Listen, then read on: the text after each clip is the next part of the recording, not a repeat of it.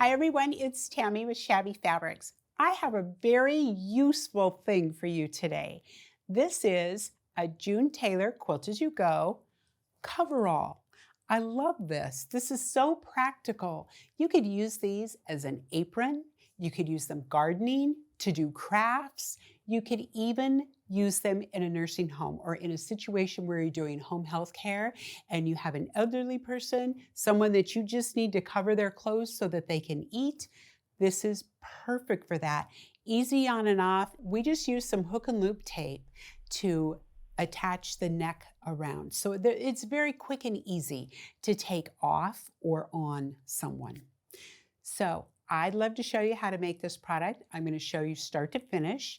Let's look at a few notions that I used to make this. I have an Olfa rotary cutter, of course, a fresh blade, always a thing with me. I do enjoy a fresh blade. You don't realize how hard you're cutting until you do change your blade. I have my large Karen K. Buckley scissors. Now the large ones, because we're going to be cutting around a large shape, that's why I have those. I do have a seam ripper, but I'm going to really try hard not to use that, but I always have that next to my machine. I have a Schmetz Super Non-Stick 8012 needle, and that's because you're going to be going through a lot of layers, and there could be some fusible in there, so we want to use a super non-stick. I have a Clover roll and press. I'm not going to be using an iron today on this item.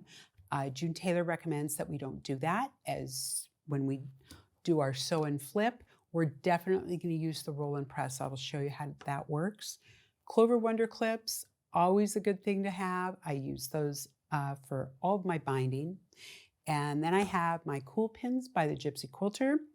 I love those. They're a lot sturdier pin, and they definitely work well for pinning through multiple layers. Okay? All right. So let's get started. We do have kits available. What we have here is Love Struck is the name of this collection. We have a brown and pink and a green and pink. Either set is good.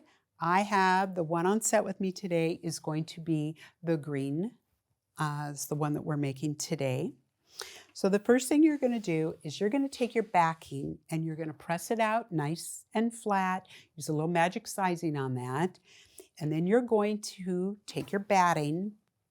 Now your batting, you're not going to want to press this because pressing can stretch your batting. I just kind of laid it out and just let all the wrinkles just relax out of it. I then used a spray baste to spray baste that to this. And you can see that this is tacky and it does hold on to there. All right, so I did use some spray baste on this. That's another reason for a non-stick needle. When you're using spray baste, sometimes it'll make your needles stick, and pretty soon everything is sticking to it. The super non-stick needles, I have very little problem with. First thing I did was I trimmed my batting all the way around to a 1/2 inch outside this outside line, spray basted it down, then I top stitched it. Now when you're top stitching it, what you're doing is you're sewing all along this outside edge. Let me show you on the back. You're going to want to use a thread that's going to show up. I used a dark gray. I know the camera can see this stitching here. This is going to become your cutting line. So it's important that you don't lose that and that you know where that is. Okay, so like I said, this is sew and flip. So when I cut this out, I have all my pieces ready. I did number my pieces. It just helps me keep organized. So I'm going to start with piece 1 and piece 2. You're going to see my numbers on here. So I'm going to take this off 1, and that actually fits exactly in this space. You see that? So I'm starting with number 1 on my batting, and I'm going to place piece number 1 directly on top of that. Completely covers the space. Now number 2 is over here.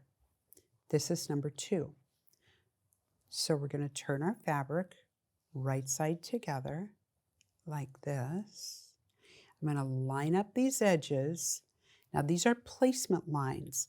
These are not sewing lines. This is not like you're doing foundation paper piecing or foundation piecing. This is quilt-as-you-go. So these are simply fabric placement lines, not sewing lines. So I'm going to sew 1/4 of an inch all the way along here. So my placement line is here. I'm actually sewing 1/4 of an inch away from it. All right. So I'm going to use my cool pins, and I'm just going to pick up a little bit of batting and my fabrics. I don't want to go real deep in pinning this.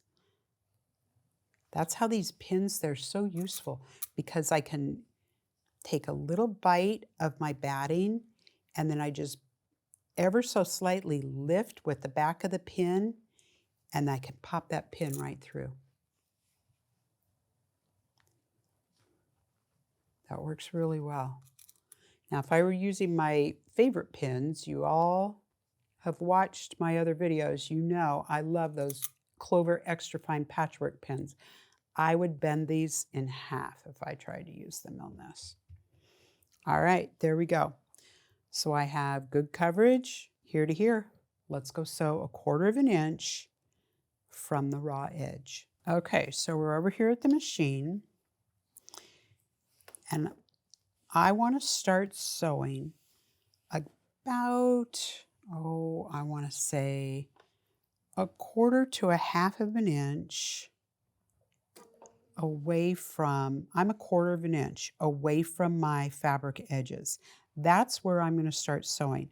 You can see I have a 1/4 inch bar on the edge of this foot. This is the 57D BERNINA patchwork foot, but it's got this little guide on the edge of it, and I really like that for sewing quilt-as-you-go because it gives me an edge.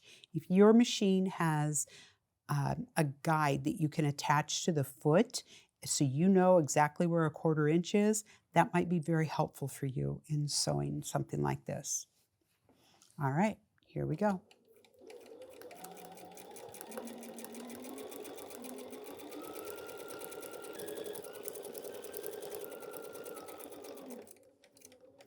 Okay, at the end, I'm actually going to sew off of this by about 1/4 of an inch, same distance, and I'm going to cut my thread.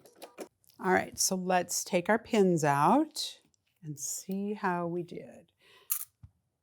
All right, so we're just going to fold this back, and I can see, oh, see, that's perfect.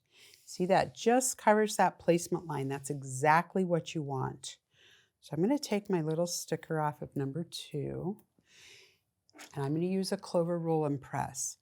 This is such a handy tool. I use this tool all the time.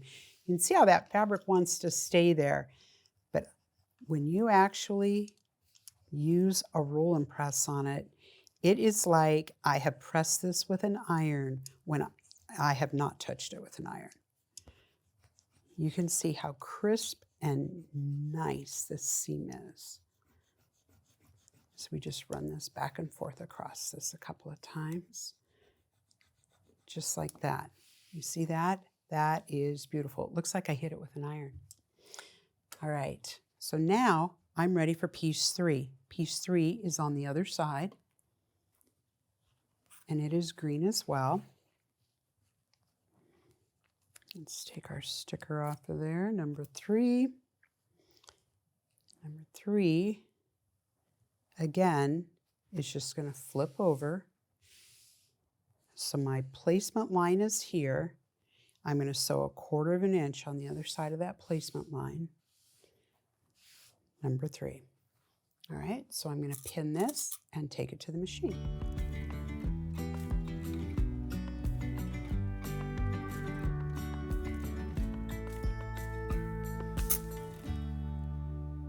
Okay, so let's take a look. Oh, look at that, it's perfect. I love that.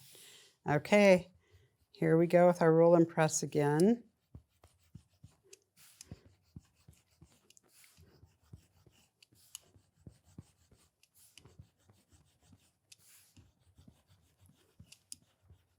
There we go. All right, so now I need piece number 4. Let me move this up It's right here. And that is the light blue dots right here, number 4. Okay, so number 4, I'm just going to flip it over, same as before. All right, so I'm going to continue stitching. I'm going to do 4, 5, 6, 7, 8 across the top, 9, 10, and 11. And then we'll trim it up and do some binding.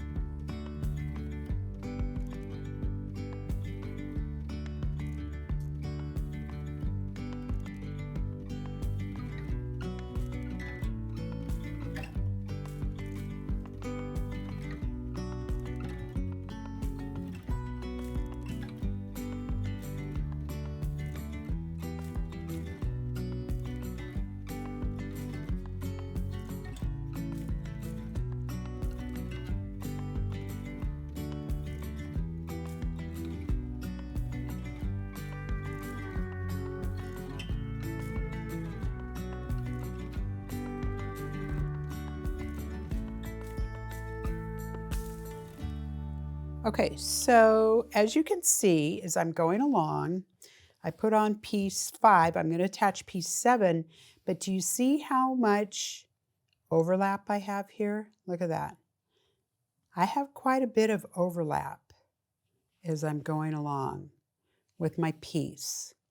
So I have to remember that I have placement lines.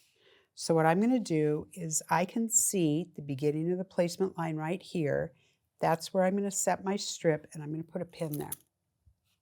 You see how much blue is sticking out? I'm not going to worry about that. Now I'm going to come down here to the other end. I'm going to peek under this. There's my placement line right there. That's where I'm going to place this fabric. I'm not going to place it to the edge of the blue. I'm going to place it on the placement line. And now if you fold this back, there's my placement line right there. So I can see that I have my pink fabric is definitely on my placement line right now. The blue, it's just excess fabric that's coming out. All right, so I'm going to pin it like this and sew using the edge of the pink as my 1/4 inch guide.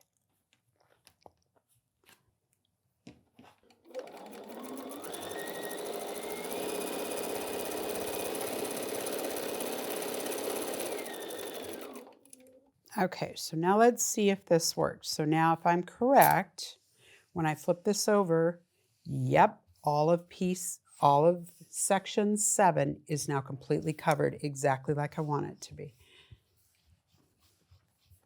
There we go. All right, I'll keep moving on here.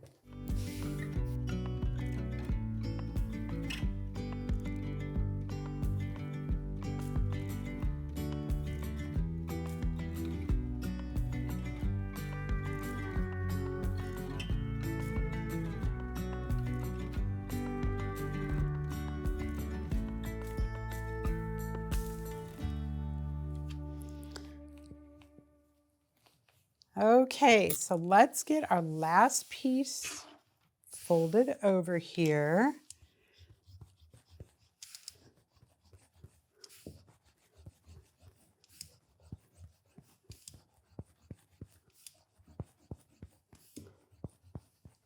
All right, there we go. All right, so let's take a look at what we have. So basically, I have just filled this whole thing with fabric, just like that. Now, we're just going to pin our edges down. So I'm just going to take my pins and just roughly pin. I just don't want these edges to come up when I'm cutting on the other side.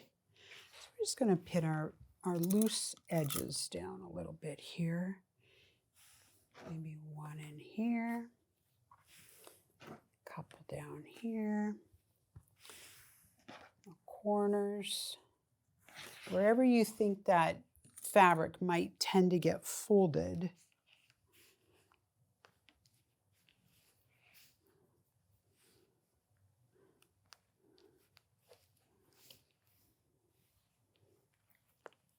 Okay, so now at this point, you could easily take this and put decorative stitching on it. You want to add some quilting to it. I really like a wave stitch that would go on either side. You could do hearts. You could do any of those fun decorative stitches that a lot of you have on your machines. That is a perfect thing to do. Or you don't have to do anything. All right, so now I'm going to turn this back over after I have all my pieces pinned. Now I can easily see where my original stitching line was. So now I'm going to take this to the machine and I'm going to stitch all the way around this again on my original stitching line. And that way all that fabric on the bottom is now going to be caught. All right, let's go do that.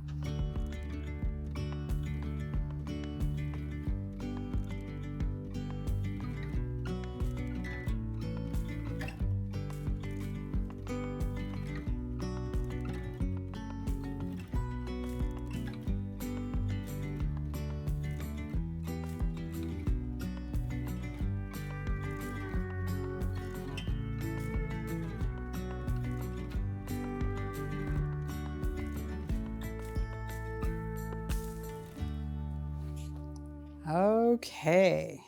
I hope you noticed that I was taking pins out as I go. If I saw the back of a pin and it was too close to my machine, I did remove it. I do not want to hit one of these pins with that needle. That would not be a good thing.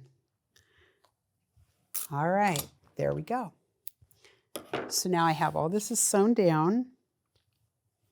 So now I'm going to go ahead and cut this out. Let's clear the table a little bit here. All right, so I'm going to use my Karen K. Buckley scissors. I love these larger handled scissors. They're very comfortable to use. All right, here we go.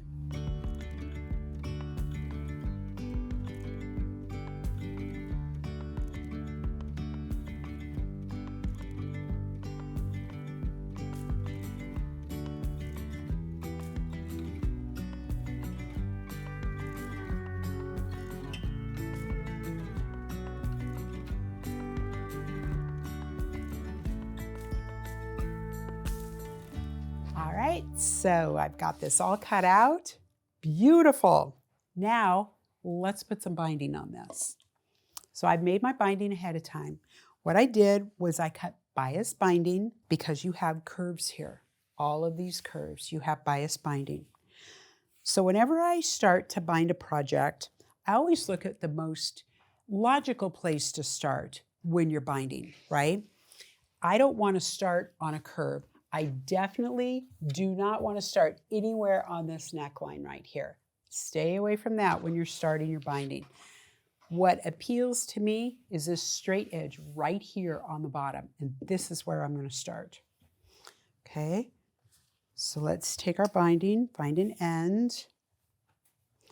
All right, so I've taken my strips, I've cut them 2.5 inches, and I did, see my piecing right here. So I did fussy piece this. You can see right here, my seam is right there, but I did fussy piece this together and I did press my seams open. Okay, so then I just folded these. Oh, there's another one right there. I knew it was there, I couldn't see it. Okay, press your seam open. So I'm going to put my binding right along this edge. Now I'm going to leave a good portion of this open. I'm going to leave a nice long tail. I do not want to cut myself short with binding. Okay, this is where your wonder clips come into play. I'm just going to dump a few of these out here. And I'm just going to start clipping these in place. Now I'm using this wonder clip where the bottom of it is flat, the top has got a rounded edge. I want that on top. That way this bottom will move over the sewing bed of your sewing machine. It'll just go right along. You will like that. Okay, so as I come to the curve, I'm just going to pull on this binding ever so slightly to go around this curve. I'm not pulling hard on this binding. Bias binding is stretchy, so I'm just kind of working it around the curve, and you can see how it's slightly ruffled right here. That's okay. That's all good. Slight ruffling. I'm okay with that. But I don't want to pull this super tight.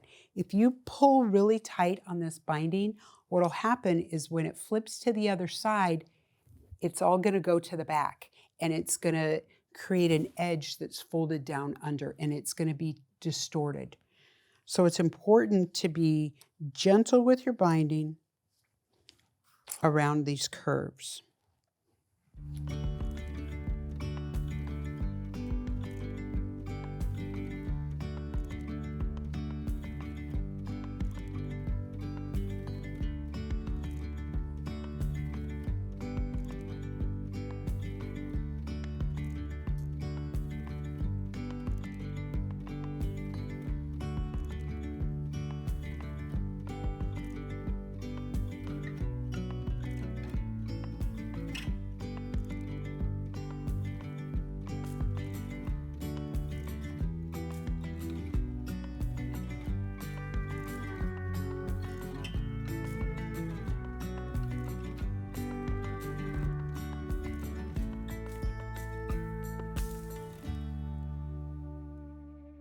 Okay, so I've come to the end, and you can see I had a really good chunk left here. I'm going to check, but I know they told me 160 inches, and that is exactly what I cut. So you can see how much extra binding that you have, all right? So don't think that you're going to run out. I almost ran out of Wonder Clips, though. All right, so I'm going to take this to the machine, and I'm going to go ahead and sew this 1/4 inch from the edge all the way around, and then I'll show you how to join your two ends when I get there.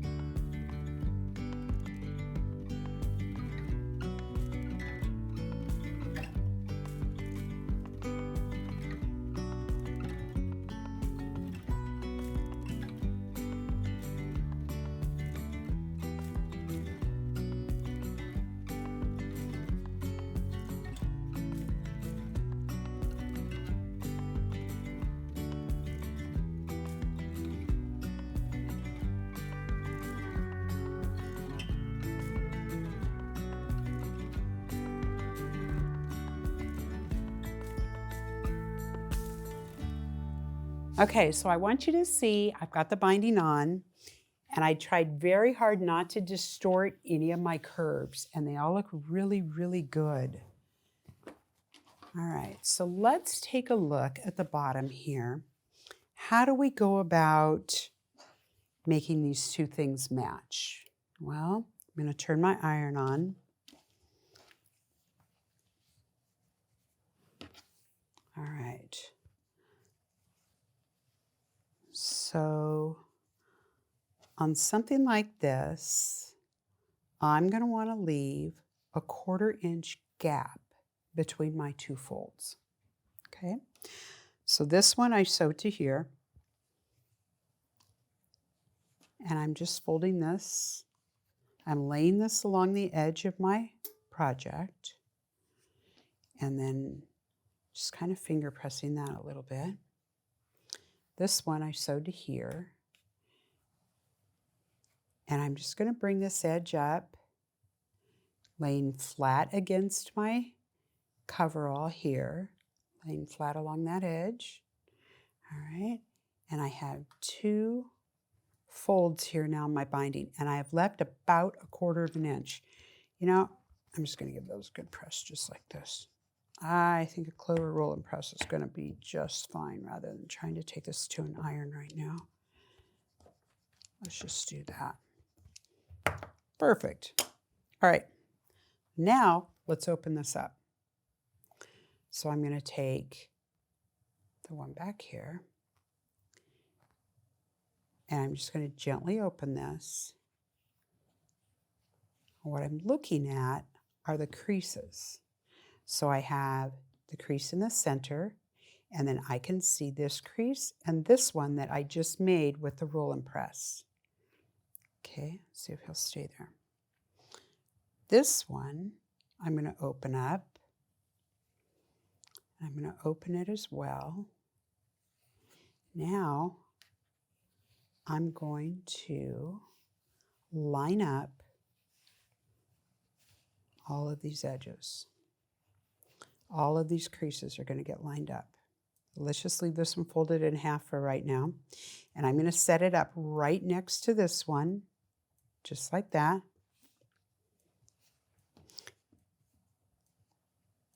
I'm going to open it up. And I can see that the crease I made right here is exactly lining up with this one. This crease is exactly lining up with this one. This crease is exactly lining up with the bottom one. Let's make sure he's right on. There we go. All right, that is where I want that. So I'm going to take a pin and I'm going to pin this down because I don't want that to move right now. Okay, let's pin the other side too, just to be on the safe side. We really don't want this thing jumping away from me. Perfect. All right. Now I'm going to take my ruler, and I just have a little Creative Grids 1.5 by 6.5. I just need a straight edge basically. And I'm going to use a friction pen. I'm going to draw a line from this point to this point. Now you probably ask, how do you know where to draw the line? Well, I want to take my ruler parallel to my project. I'm not turning it like this. This is not parallel. You see, this is now vertically, this is vertical, and this is horizontal. This is perpendicular to my project. I want my ruler parallel, going the same direction as my project. All right. I'm going to have to remove this pin to grid this, but I'm going to go ahead and draw a line corner to corner. There we go. All right. So the next thing I'm going to do is I'm going to put my pin back in there. Except this time, I'm going to pin this right along my line.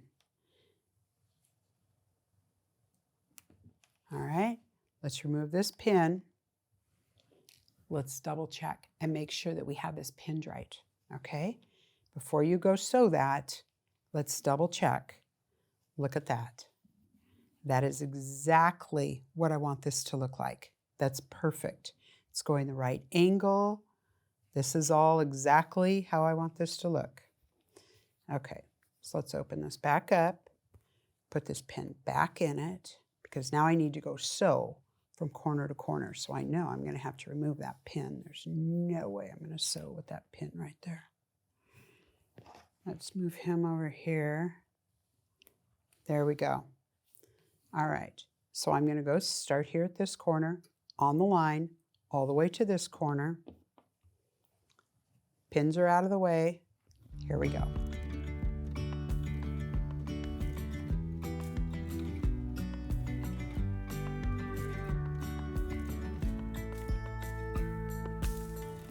Okay, so we've got that sewn.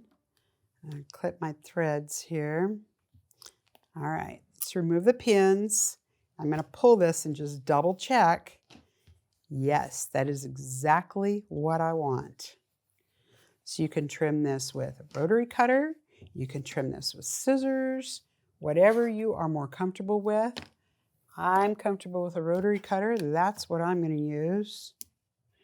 I'm going to cut 1/4 inch away from my seam now, just like that. Okay, let's trim my little dog ears off. There we go. Now I'm going to press this seam open.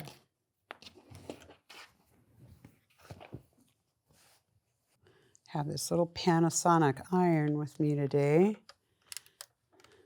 There we go.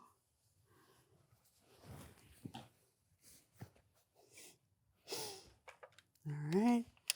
Press our crease back in there. See, he got kind of pressed out. Beautiful. Now I want you to look at how even, I'm sure you can see that on the overhead camera, how even that is. My binding is not bigger than my project. See that? Everything fits just like it should. I love binding like that. All right, we're going to put a pin in this just to hang on to it.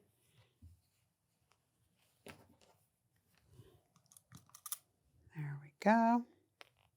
All right. I'm going to go stitch from here to here, close my seam, and then we'll turn our binding.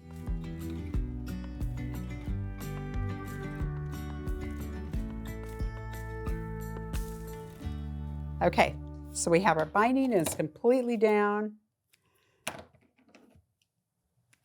All right, again, Wonder Clips are going to come to your rescue now. And I am going to use an iron on this part. Let me set this on set with me here, bring him over.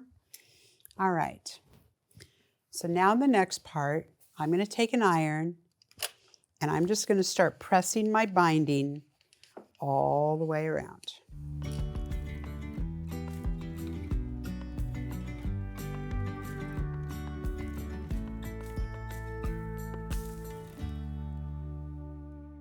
Okay, so I press this all around. I'm going to turn it to the other side, and now I'm just going to fold my binding up, just like this. All right, so let's start. I'm going to reclip the binding. So again, this is the back side. I'm going to actually sew this from the front to stitch this binding down. You could also hand sew this. You do not have to machine stitch this, but I like to machine stitch binding. So I'm going to take my clip and I'm going to turn this binding to the back, and I'm going to use this clip as a guide so that I'm placing the clear part of my clip. You see how it's completely on and the binding's exactly to the bottom of it? I know that if I do this uniformly all the way around, that my binding will be exactly perfect on the front of your project. I know, it's just a little Tammy tip there. There's little things I do when I'm doing binding. You can see how nice and flat that corner is. It didn't pucker and go crazy on me. I love that.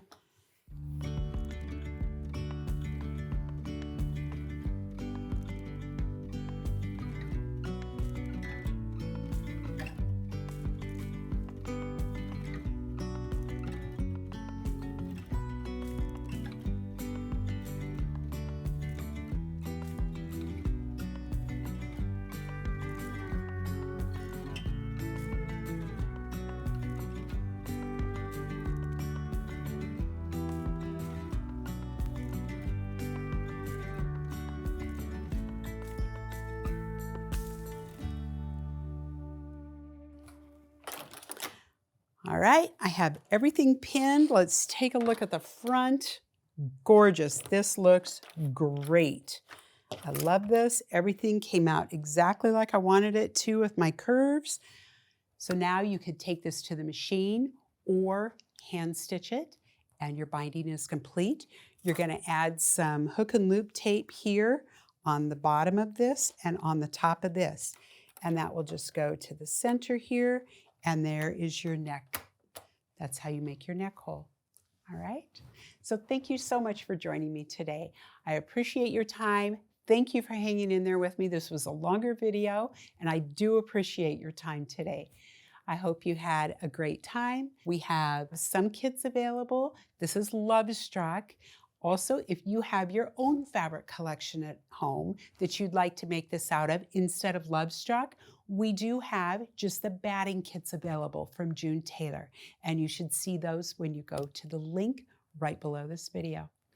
Give me a thumbs up if you've enjoyed this and learned a couple of fun Tammy tips, and I'll see you next time on a Shabby Fabrics tutorial.